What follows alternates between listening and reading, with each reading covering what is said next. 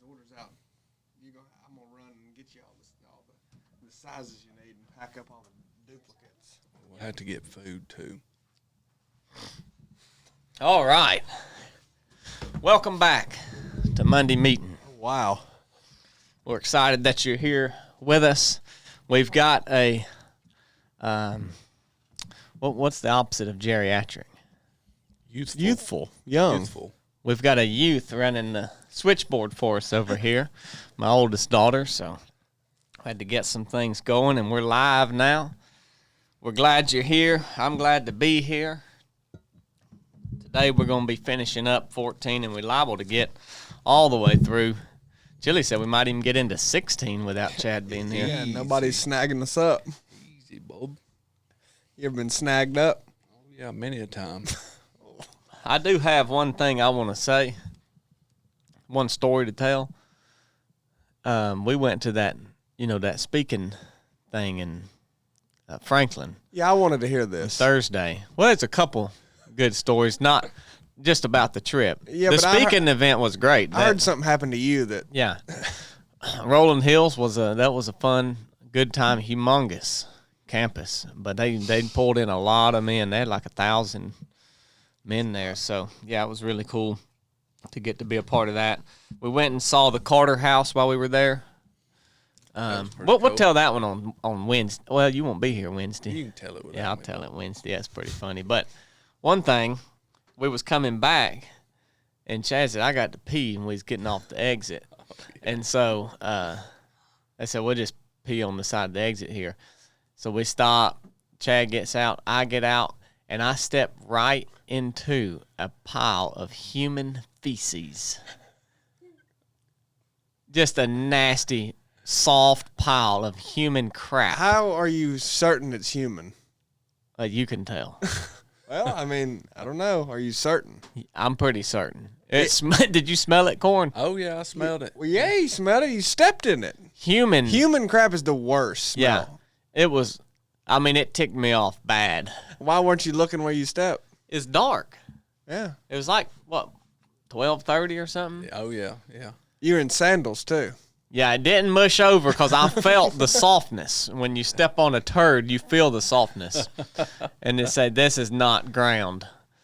And I eased up pressure on that foot, and I said, oh, man, this is some bull right here. You probably left your sandals on the side of the highway. Many people told me I should have, but I didn't. Wow. I cleaned it off in the grass, scrubbed it on the edge of the That's exit shocking there. you didn't. Yeah, I really like those sandals. I take you as somebody who would say, I'll get me another pair. Yeah. This is ruined. Really 'Cause I ticked might me would have off. done that. If somebody craps, it was just barely off the pavement. Like, part of it probably was on the pavement. On the interstate. Cars rolling by. Well, it's on the exit, Yeah, but on the Who ramp. took a crap right there? I don't know. Really made me mad, though. But, anyways, we'll save the other story for Wednesday. It was pretty funny, too, at the Carter House. But, we'll go ahead and get into this thing. I don't like to delay it too awfully long. Let's set my stopwatch here. Tell a story about human crap. Yeah, well, I've been waiting. I've been holding that one in. Had to get one story out. Golly. So we're picking up in 22, right? Matthew 14:22. Yeah. Sounds right. Yep. Yep. 42. All right. So Jesus, in what we talked about last time, has tried to go out to solitude, right, Corn? The difference in Corn talked last night about the difference in solitude and isolation. And all these people get around him with compassion. He deals with them, talks to them, helps them, feeds the 5,000. And that brings us to verse 22. And it says, immediately Jesus made his disciples get into the boat and go before him to the other side while he sent the multitude away. And to me, right off the bat, it was interesting, like the urgency. The words immediately and made. It wasn't like he said, hey, look, let's, it's like he didn't get in there with them. He was in a hurry. Like he was already heading out there and got intercepted by these people.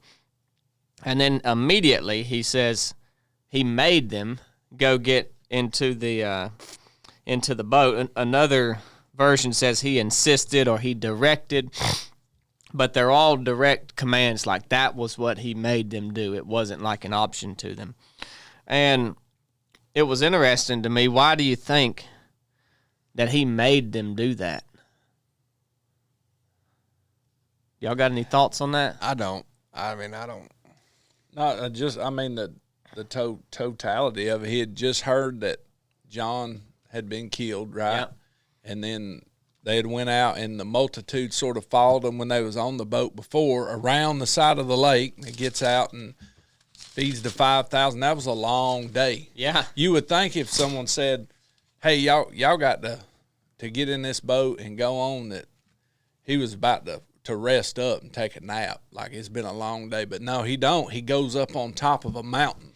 Yeah. You know, I know that may not be adding to what you're saying, but that's Well, no, what I was thinking. That's a long day, and instead of resting, he goes up on top of a mountain and gets with the Father in solitude again.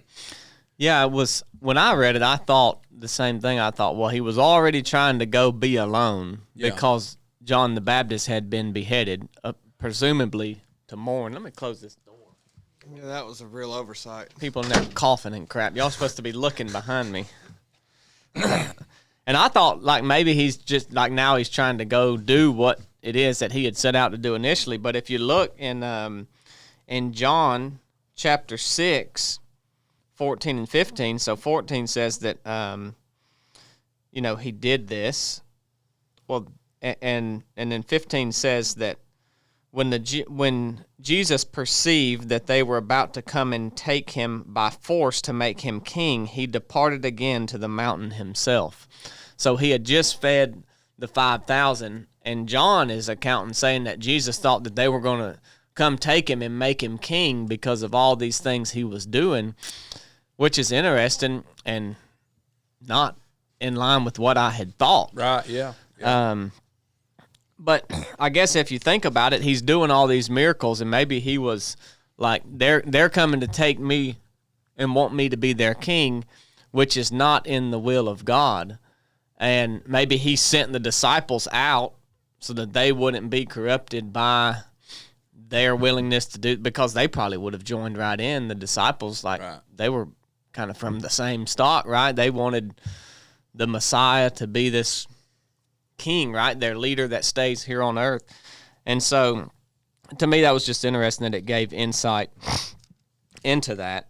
And that it wasn't, according to John, it wasn't really him wanting to go get alone because of John the Baptist. So he sends them out, and then he goes up on the mountain to be alone with God.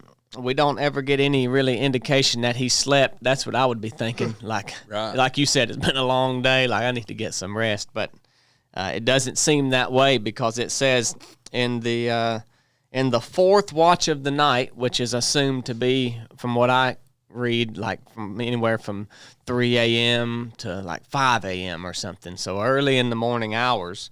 In the fourth watch of the night, the boat that the disciples are on is out there being tossed by the waves in the wind.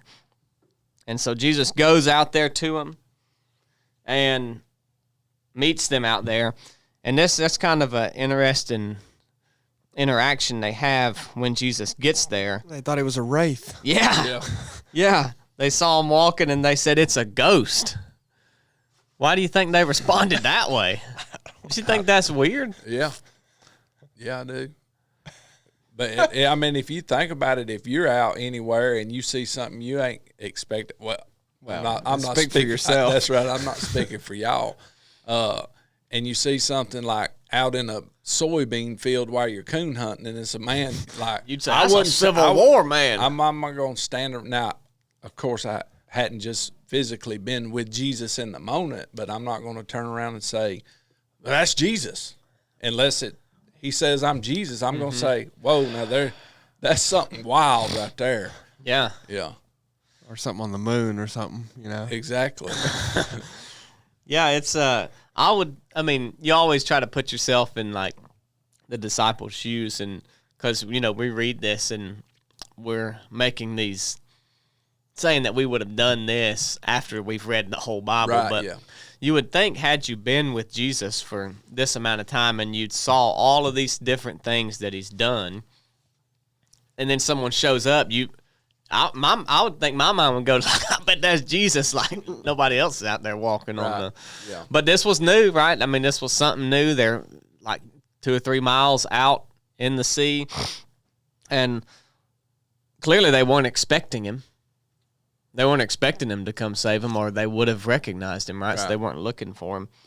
But they say it's a ghost. They cried out in fear, and immediately Jesus spoke to them, saying, "Be of good cheer. It is I. Do not be afraid." And then they still kind of question it, right? They're still kind of like, well. So Peter says, "Well, if it's you, Lord, command me to come to you on the water." And so Jesus tells Peter to come out, and Peter begins walking on the water.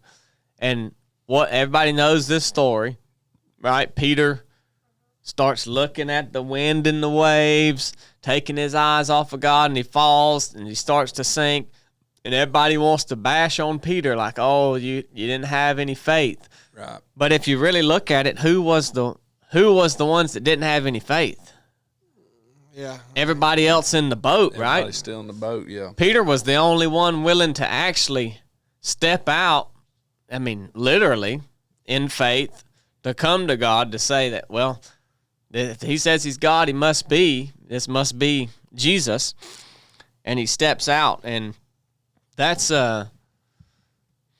all, like Chili talks about being, he doesn't want to be a Pharisee sympathizer. Oh, yeah. But, people always dog the ones that they see bad stuff's happening to, but it wasn't, like, I don't think we can hit Peter for that. Right. Like, he was the one who had stepped out. Yeah, I think it's interesting, too, that he just didn't just fall into the depths. Yeah. When he started to sink, he called out, "Lord, save me." Mm-hmm. When he realized he was sinking, he knew to call out to him. Yeah, there's a lot of really good parallels in this story of things that we can relate to in life, because, I mean, using this account the way that it is traditionally taught is, it is true. And you start looking at what's going on, and you say, "Oh, dang, it's getting real nasty out here." And you forget that Jesus is right there. And had you just focused on that the whole time, you are safer being in the midst of that terrible storm with Jesus there than had you been being on the shore out of his will. And another interesting thing to me about this account is that they were there because of their following Jesus. Right. Not in spite of it. Not because of their rebellion. Because a lot of times we think, "Oh, well, this is happening to me because I've done something wrong, or because I'm not following God the right way." But we see here that they're there because they are in the will of God, and they are following him. And there is, I guess, storms, if we want to use that, of correction, where we're doing something wrong and we need to be put back on the path. But this is like a storm of sharpening, if we want to use that analogy from last night, of sharpening or perfecting them.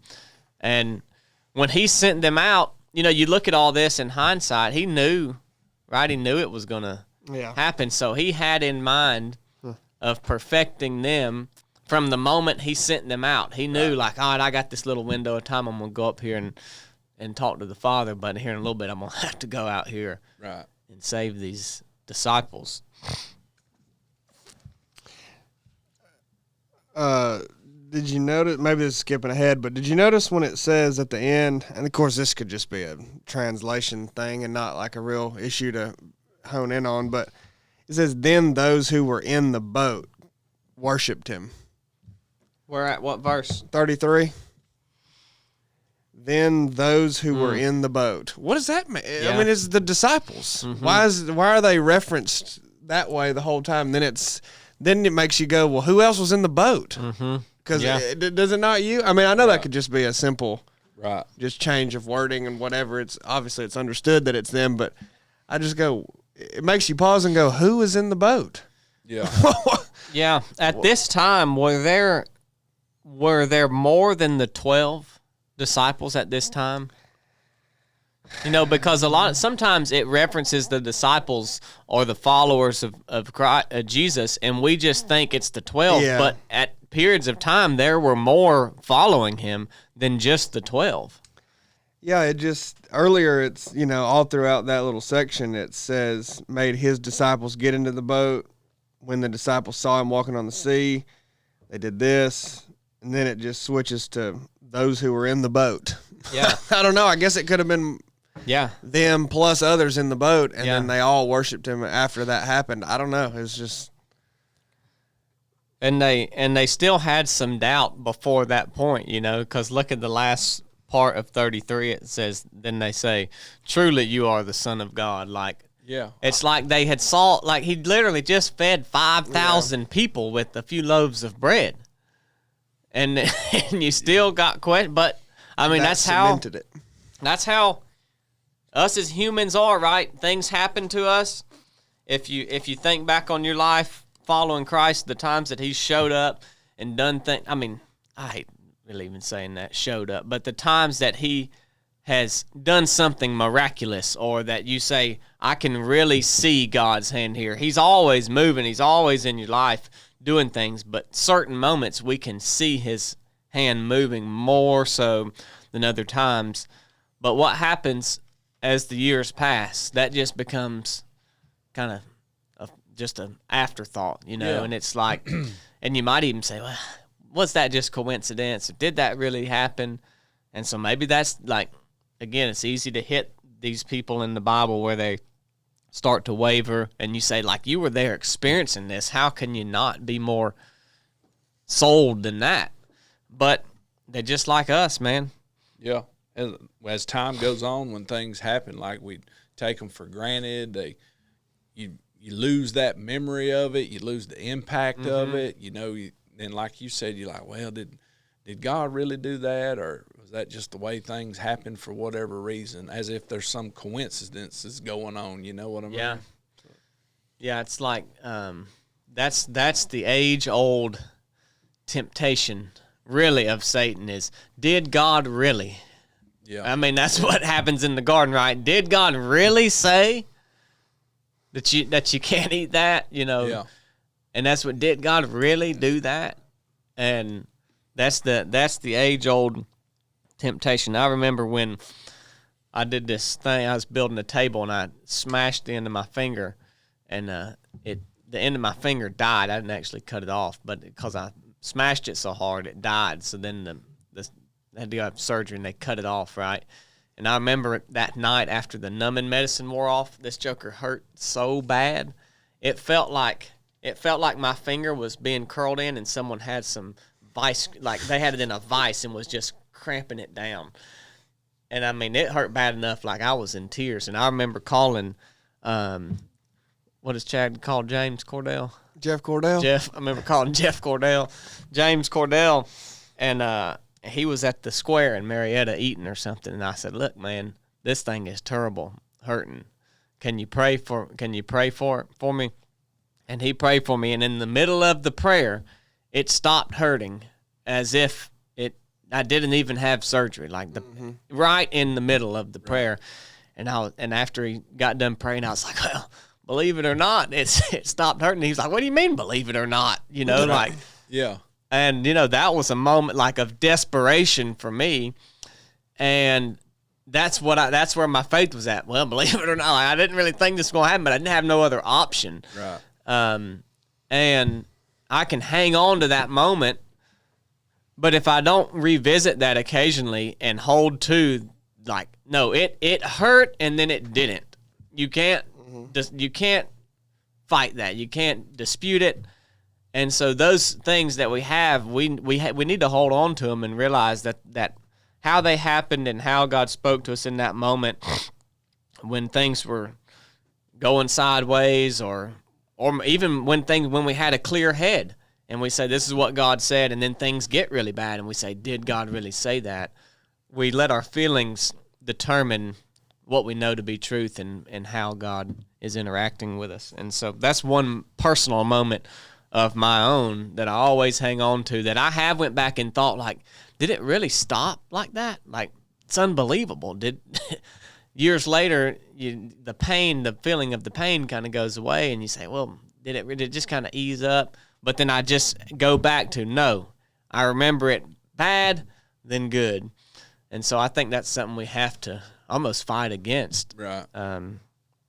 So they come out, and then they begin to worship him, like Chili said, and they say, truly you are the Son of God. And we'll move into 34. When they had crossed over, they came, so they finish, they cross over I guess this was the sea. Was this the Sea of Galilee they were on? Well, I don't know. It doesn't say, right? I would just assume. They get to the other side, and when the men of that place recognized him, they sent out into all surrounding region, brought to him all who were sick, and begged him that they might only touch the hem of his garment. And as many as touched it were made perfectly well. So he gets to the other side, and there's clearly another group of people there waiting on him, right? And they're all wanting healing. That's a common theme, I think, that we've saw a lot through here. I mean, sometimes they're just there listening to what he's preaching, but people are always showing up wanting something from him. And he heals them. And I guess because they had told everybody that he's there on the other side, it says, then the scribes and Pharisees who were from Jerusalem came to Jesus. And so here they are again, the Pharisees. They're back, like, trying to get at him, right? And what do they say? From Jerusalem, yeah. Yeah. Yeah, I think that was a long ways away, too. Yeah. From where he was at to Jerusalem. They traveled a good minute to get there. Was it? Yeah. Gennesaret. Yeah. Yeah, they come up from a long ways. So word had got out, and I assume time had passed if this had been so, they were from so far away. Do you ever, this is getting off track, but do you ever think about the foot travel that they did back then? Oh, yeah. I mean, I'm talking about they walked. Yeah. And Constantly. Constantly. I mean, they was constantly walking. Yeah, I mean, not like, I don't know how much they ever exercised. You know what I mean? Like, probably not at all, but their lifestyle. They probably couldn't have. Yeah, I mean, you don't. I'll think about that too. This is totally off topic, but I'm going to bring it around. No, it's on topic. Like, when you live a certain lifestyle of hard work and you have to live in that way and survive and do that, you don't exercise recreationally. We just have to do that now because we have free time and everything's taken care of us. But yeah, it shows the dedication that they had. Yeah. I mean, following him like hundreds of miles at times. I mean, that's crazy. Right. Thinking about walking that far. And yeah, it's like you hear they went from this point to that point. It's like 75 miles, whatever. And yeah, I mean, that took a lot of doings. we're like, you get there in like an hour in a car, Yeah. Yeah, that's commitment. They having to tote food and water. Exactly, yeah. Think about how hard logistically that is. Yeah, exactly. Like now, if I walk from here to Somerville, I know there's like 5 gas stations away. Yeah. Yeah, I like that idea, really. That lifestyle? Yeah, I do not like this fast, everything's convenient lifestyle. You lose appreciation of the things that we have. And then you know what happens? We was talking about that, Kat and I was talking about that this weekend, is you lose sight of really what matters, and then you start to create these problems that are not even problems. Right. Yeah, absolutely. It's like, it's not even, it doesn't even matter.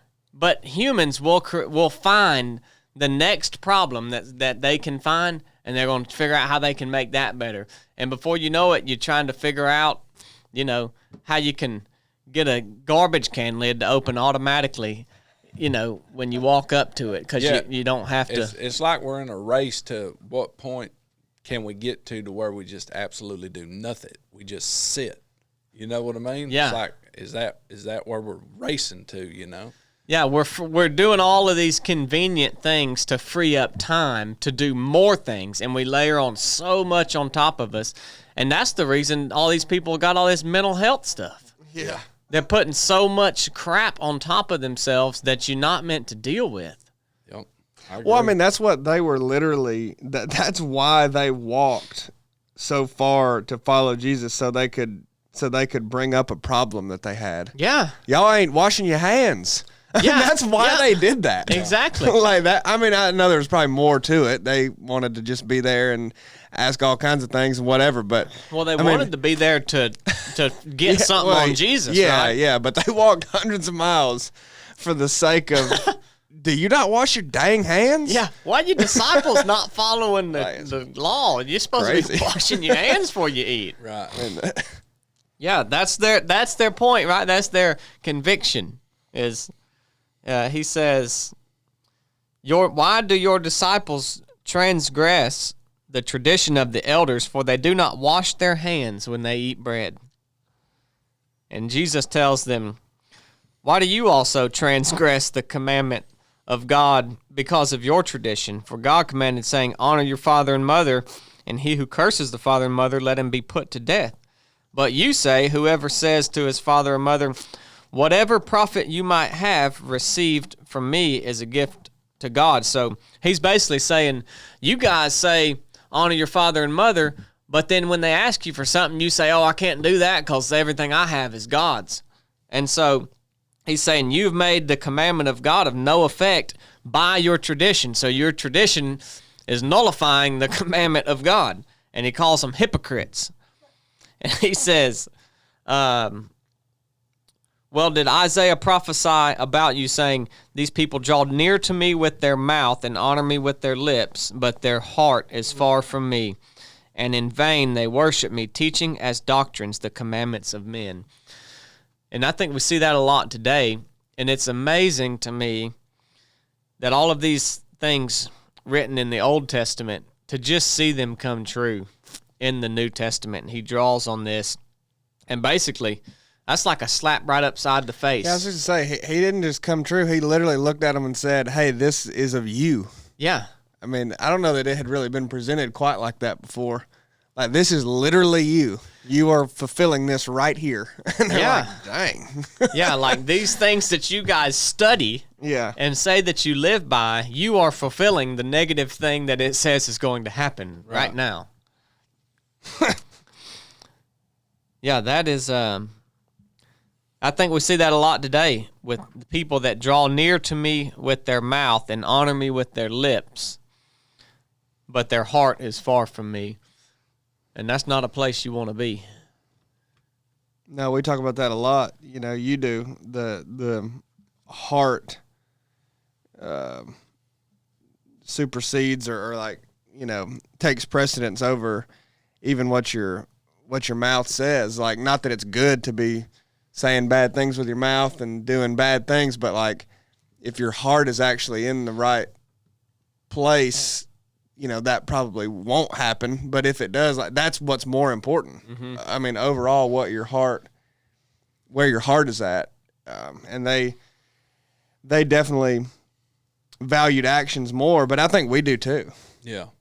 I mean, really, I think we constantly do that. Yeah. So. Yeah.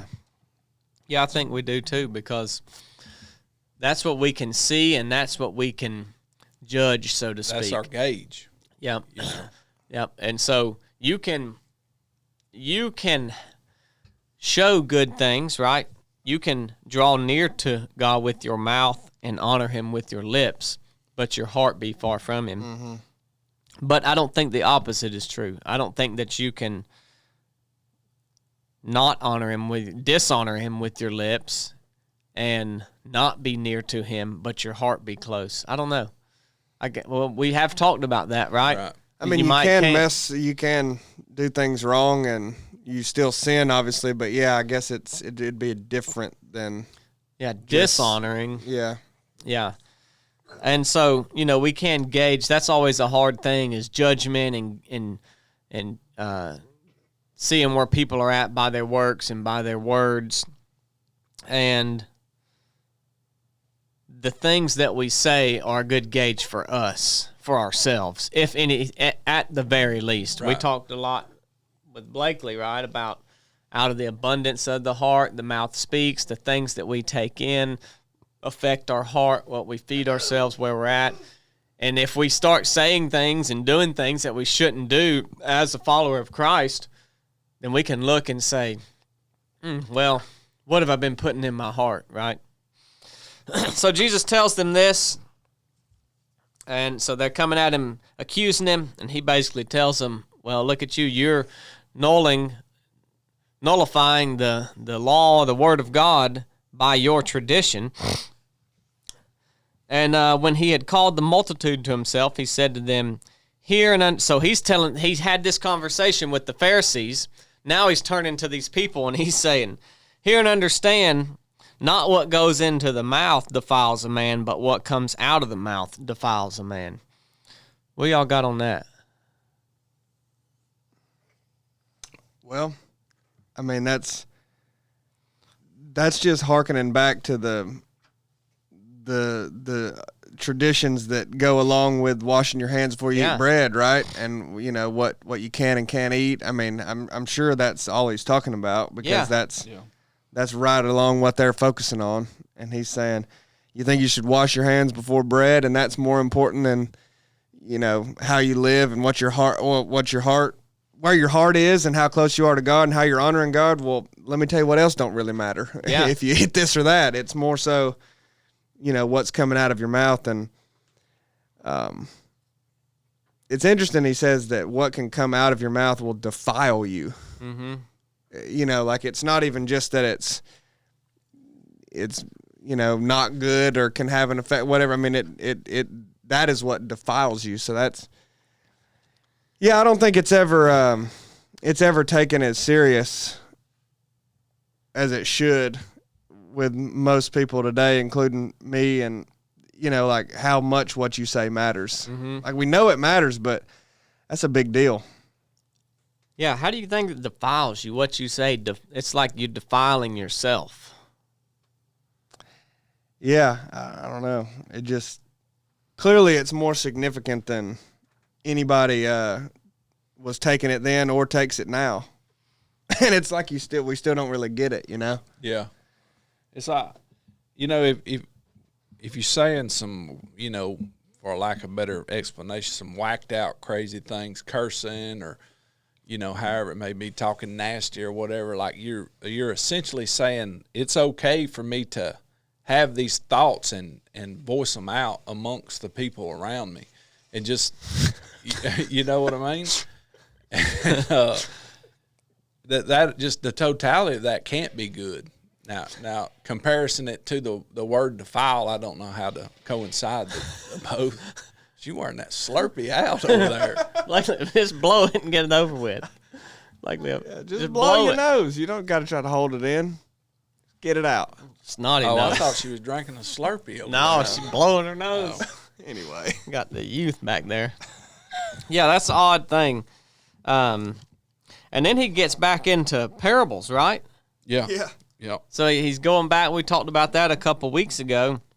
So he turns to the multitude and tells them, look, the disciples say all these things that you have to do them right, and you need to have this tradition and these make everything clean before you eat it, because that's what they say. And he's saying you need to be more concerned about what's coming out of your mouth than where your heart is.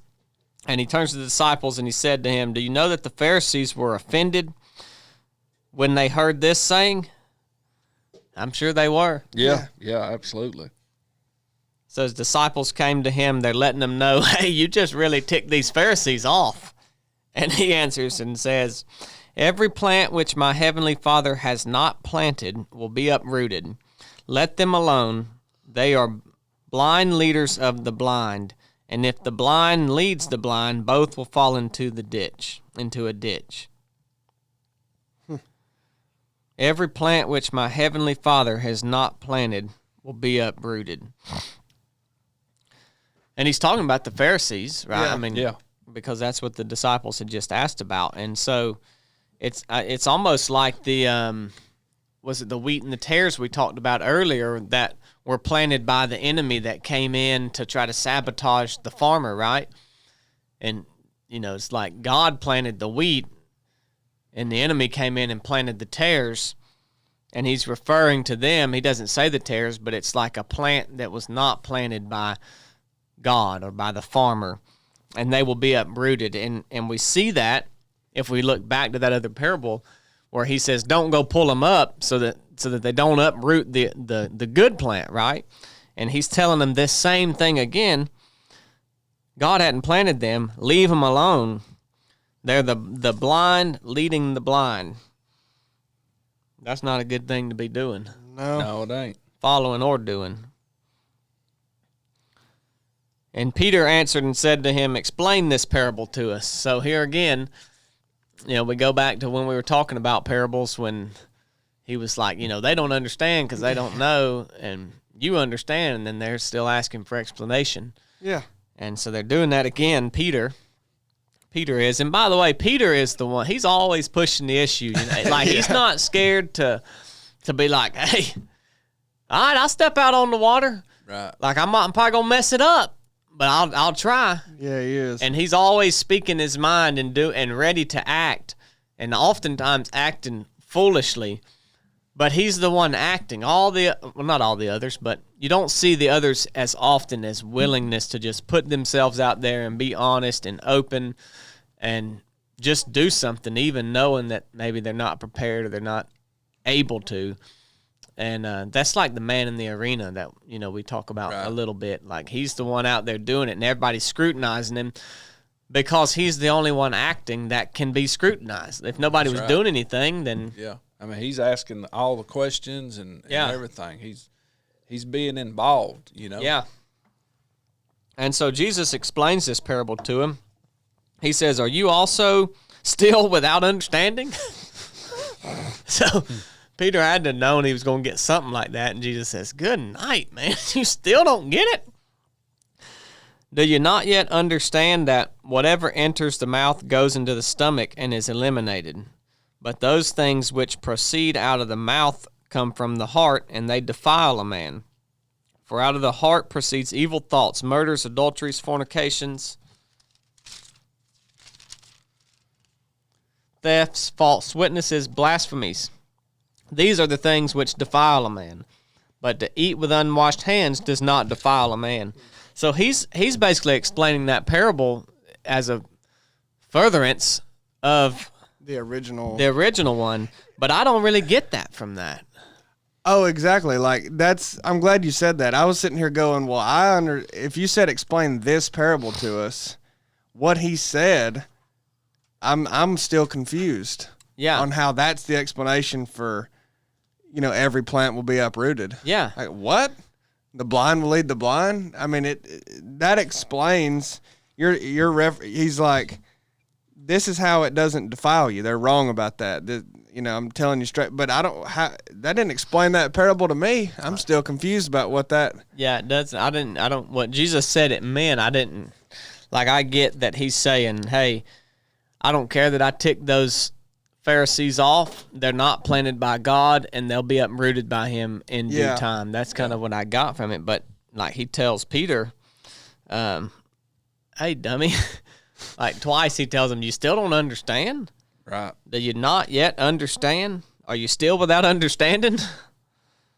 That whatever. And so maybe Matthew's not giving us the full thing here. Maybe Peter's asking more about, maybe he's coming to him and he's saying hey, can you go a little bit more into depth about this kind of what you eat doesn't matter in tradition? And that's what Jesus is explaining. But it says that Peter asked him to explain the parable. So that's kind of, I don't know. I don't have an answer on that. Yeah, I don't either. It all goes hand in hand, but, I would be more curious what do you really mean by the blind? They are blind leaders of the blind. And if the blind leads the blind, both will fall into a ditch. Who are they? That just seems to be speaking more to who the Pharisees were and even that type of person. who are the actual followers and who are they, and how does that expand past just this group right here? You know what I mean? Yeah. Like, I don't know. That's interesting though, because it makes sense exactly what he's trying to say, or at least it seems to, and you understand the difference in that the law and focusing on things that don't really matter, that don't really defile you, and then here's what actually does that they're not talking about. But I don't know. Yeah. I don't know. Well, you got anything else on that, Corn? No, I don't. And then he shifts after he explains that to Peter.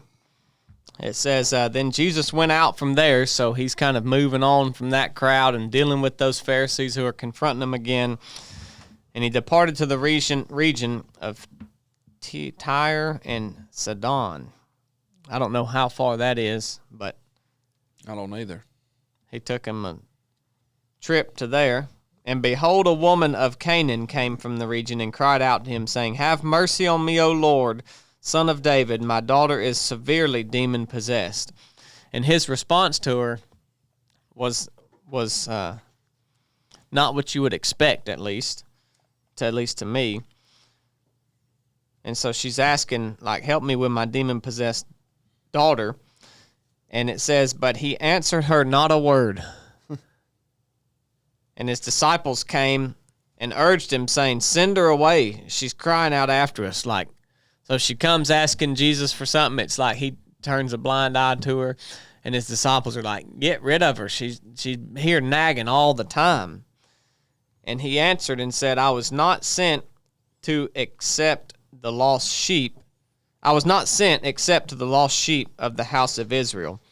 And so at this point, he's kind of talking to her, is what I get, is that she's still there begging. And he says, I wasn't sent for the Gentiles. I was sent for the lost house of Israel, which is contrary to what everything else we read, right? Like we learn that he is there for the Gentiles too. And I think he's doing this in testing of this lady. Yeah, I do too. I think he's seeing where she's at. And she came and worshipped him, saying, Lord, help me. But he answered and said, it's not good to take the children's bread and throw it to the little dogs. Sounds like something Corn would say. And he sees little dogs. He's saying I shouldn't take my time away from the lost sheep of the house of Israel and give it to the little dogs, which is this female Gentile, right? Is that what you guys get from that? Well, I guess I just, the first thing I get is that she understood that immediately. Like he basically talks earlier about when I say things like this in these parables, there will be some that understand and some that don't. Right. And her being a Gentile woman, somehow, I mean, she understood it immediately. Mm-hmm. And it's like she showed up already knowing him and believing him. Right. Because it says, have mercy on me, O Lord, Son of David. And clearly she knows that he can do this, so she has faith in him. And I think it's just Jesus continuing to push her to see where her faith is at, how much she will trust him, because her response says, yes, Lord, even the little dogs eat crumbs which fall from their master's table. And she's saying, I'll take whatever you can give me. Like, if you're saying I'm a dog and I'm not worthy of this, like, if you got any crumbs falling off, I'll take whatever you'll give me. And then Jesus answers her and says, O woman, great is your faith.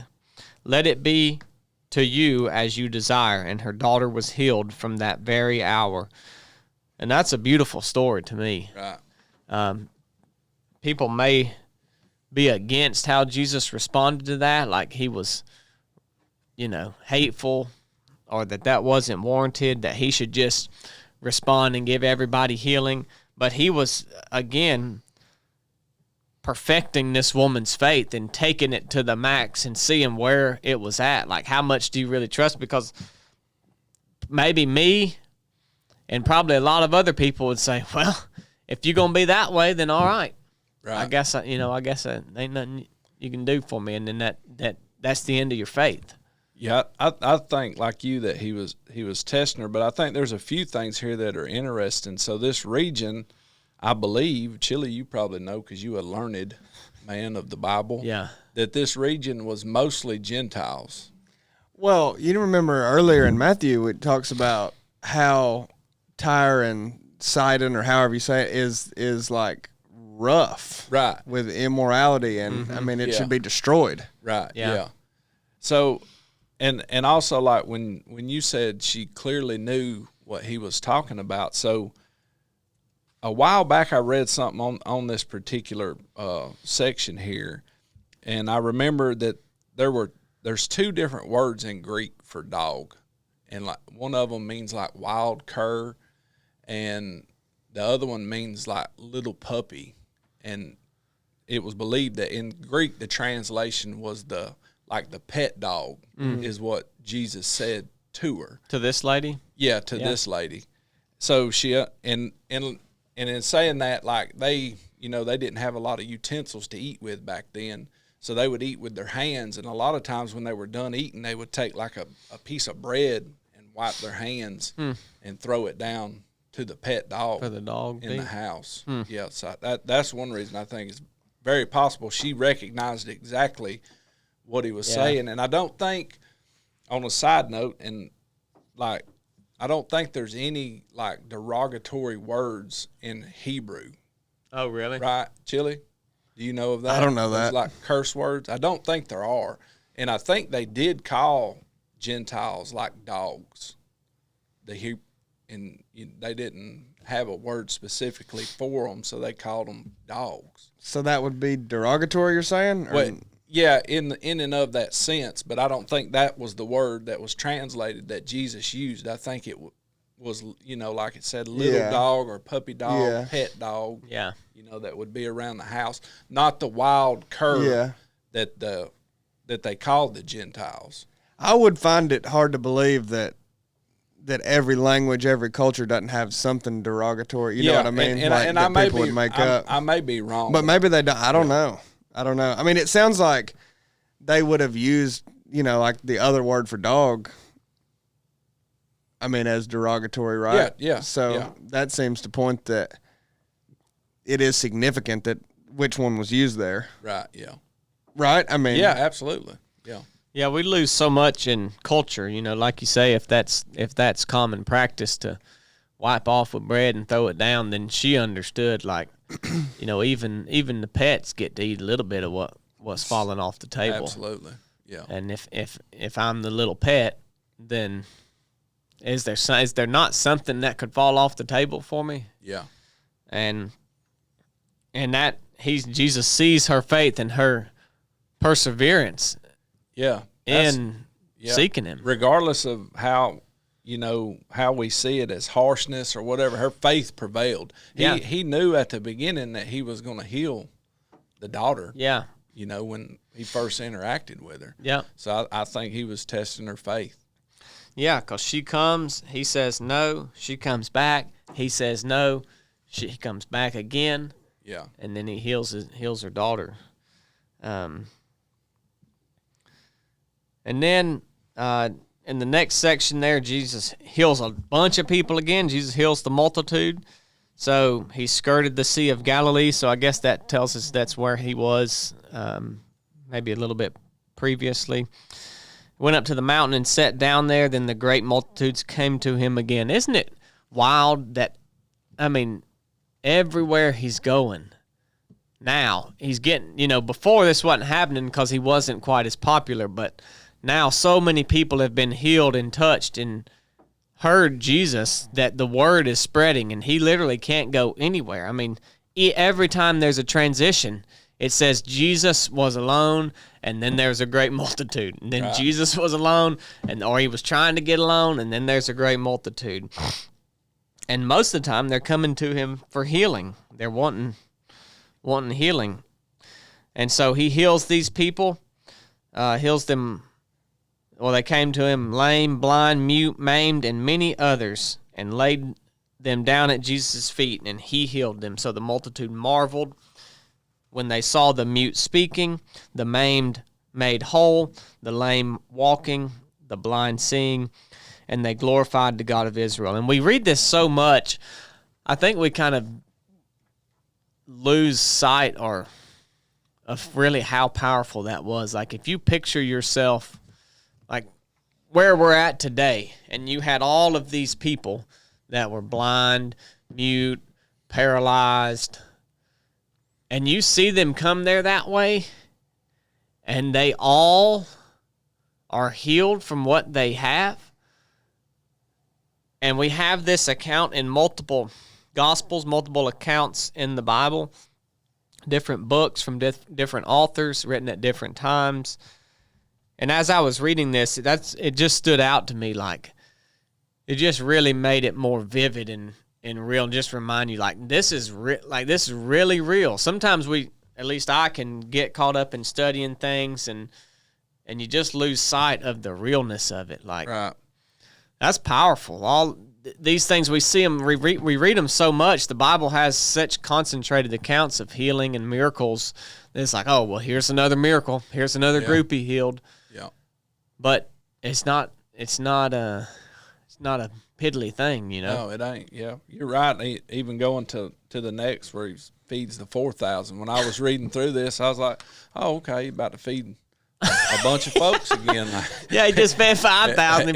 He about to feed 4,000 right here. Yeah. Yeah, but you're right. Yeah, it's easy to do that. It's real easy to do that. Yeah, because it's so concentrated.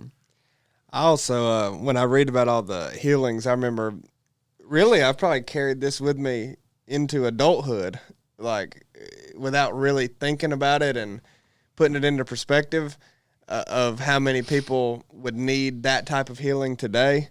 But I remember thinking when I was younger, I envisioned, when you say the multitudes or just anybody from that time, like, they all having problems. Mm-hmm.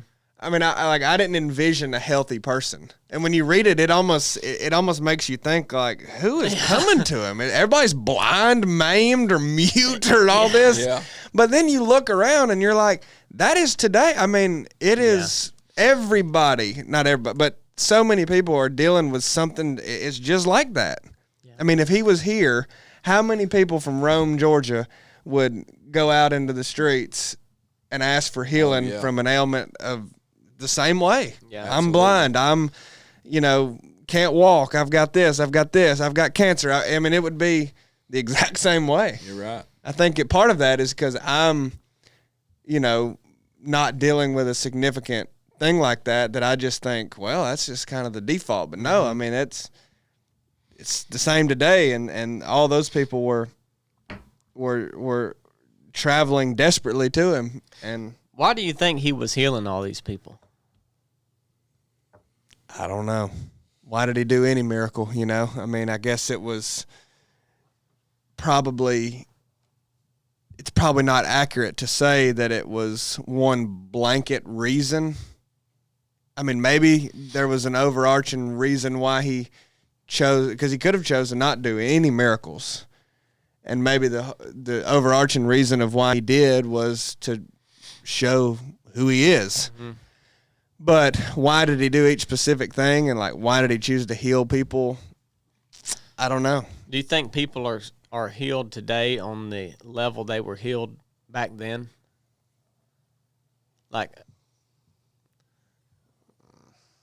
That's a big question of is it God's will to heal all sickness?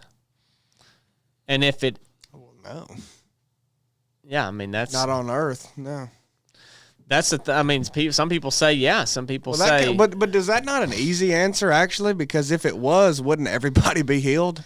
Yeah, well, I mean, it also says that it's not His will that all should, that any should perish.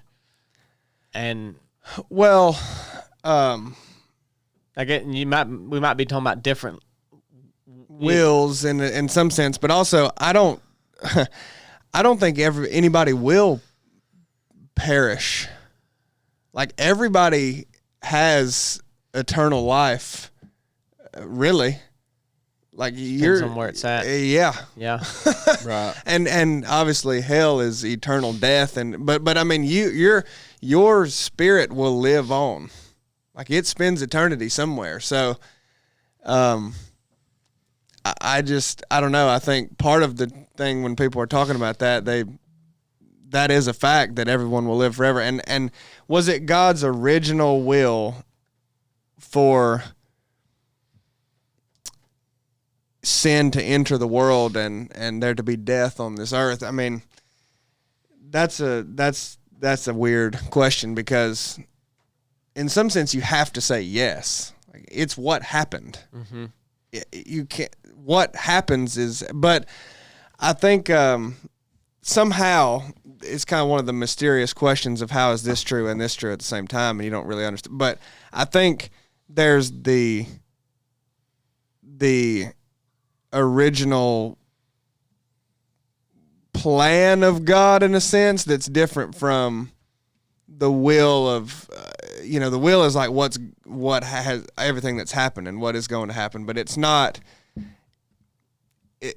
There's something separate that's, well, this is what my plan would be, like this is what it would be if this didn't happen. It's like it's not his desire. Yeah, but it's hard to. That's obviously so hard to explain. Yeah, the healing is like there's scripture that says, by your stripes we were healed, and you were bruised for our transgression, pierced for our sins. And so, there's all these things about healing in the Bible, but then, sometimes you pray for healing. In my experience, most times you pray for healing, you don't see it. Like it doesn't happen now. And so that's just it's a big point of discussion and debate. Some people will think, well, I'm not doing it right. And that's not right. It's just because you're not healed here. Yeah. And it's like, there's not a hack to it. It's not like you have to say the right words in the right sequence to do it. That's what people say. Well, I didn't say the right thing, and that's not it. But I've always taken just the approach of how Shadrach, Meshach, and Abednego acted when they were asked to bow down to King Nebuchadnezzar, and they say no, and he says, all right, well, I'm going to put you in this fire. I'm going to get it real hot. And they say, well, that's fine.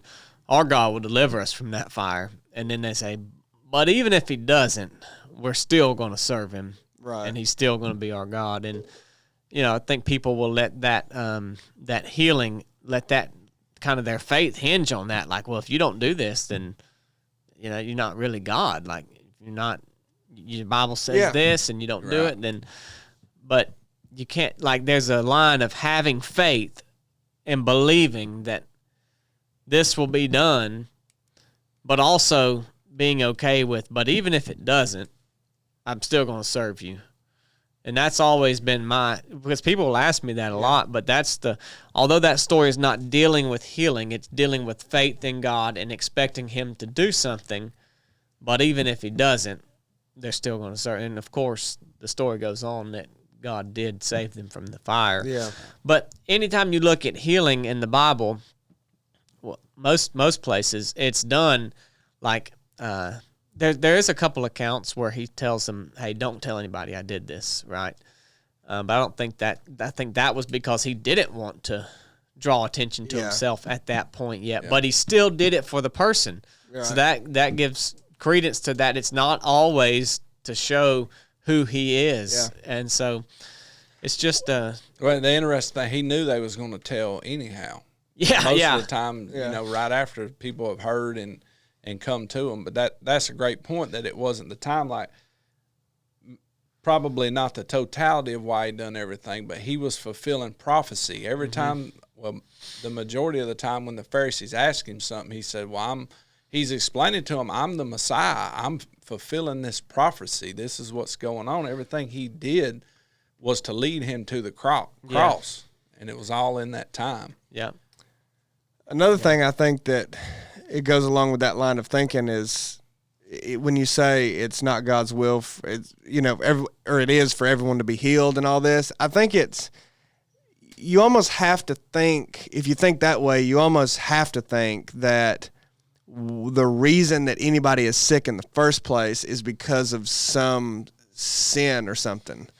Like, I don't think that either. Yeah. But I think you hear a lot of people say, say I become blind at, some point in my life, they almost like this line of thinking immediately connects that to, well, that's because, when I was however old, I did this, and this is like a punishment for that. I mean, I've heard people explain into detail, like why every ailment has happened to them. Yeah. And I'm like, you just made that up. Yeah. I mean, you don't.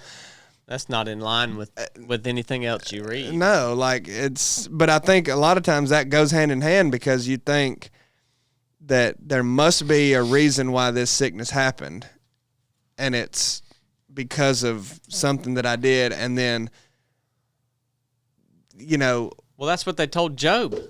That's what Job's friends told him. Yeah. What have you done so bad that all this is happening to you? But then they think, if I don't get this healed, if I ask for this to heal and it's not, then it's again something I'm doing wrong. Yeah. And it's like, that's not necessarily the case. As if they have any bearing on.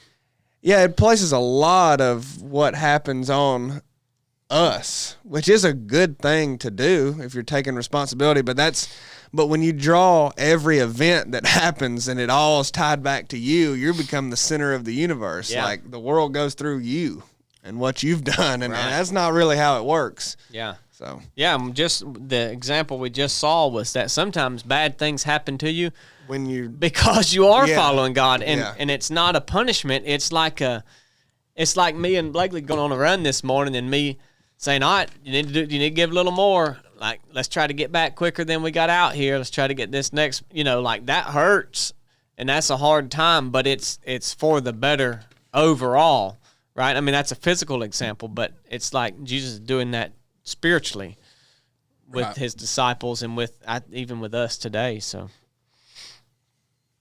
all right, well, we're out of time. We didn't quite get to finish 15, but almost. We basically did. We made up some time. I was right. Made up some time. Well, you said we'd get into it for sure.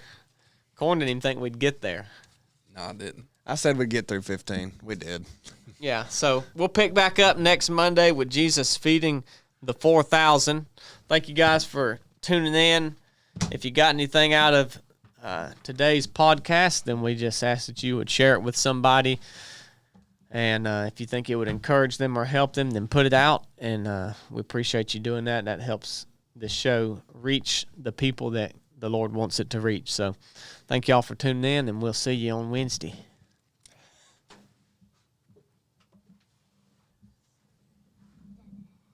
I always like seeing how